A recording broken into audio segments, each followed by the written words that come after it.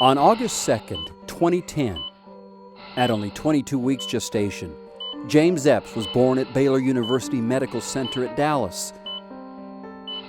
He weighed a mere 15 ounces and measured 10.5 inches. She said he weighed 15 ounces. I was in shock. I just thought he was too little. Just how is he going to survive? He's too small.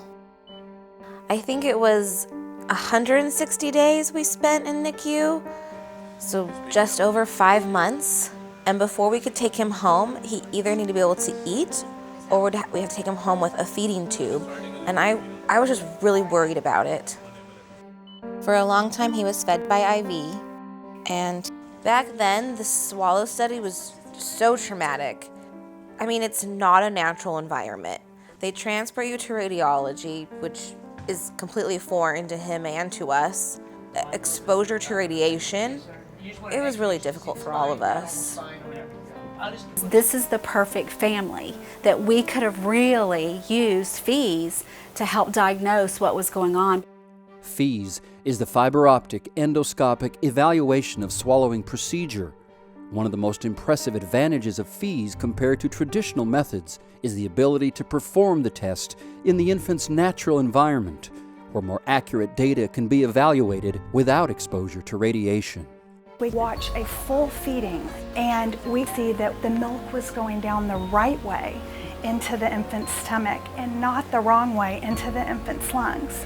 We finished that exam and that mom said, "What you did with me, I want you to be able to do with so many more families and so many more mommies and babies, because I can go home and know I'm safely feeding my baby."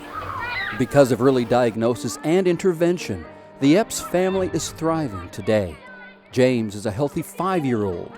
He and his family would have benefited from FEES.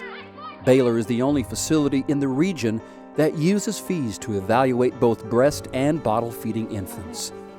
However, it is not currently available for families once they leave the neonatal intensive care unit.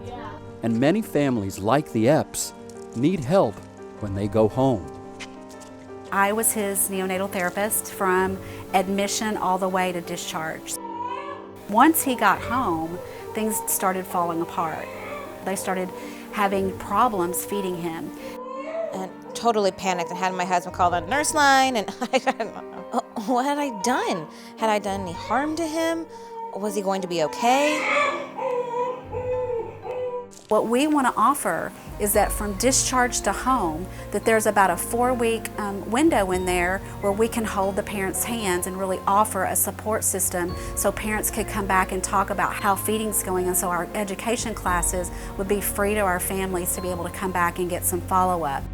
Our society is all around the meal table and food and how I feed my baby. It's a basic occupational skill that mother dreamed about since she was a little girl with her baby dolls. She's been dreaming about feeding her baby.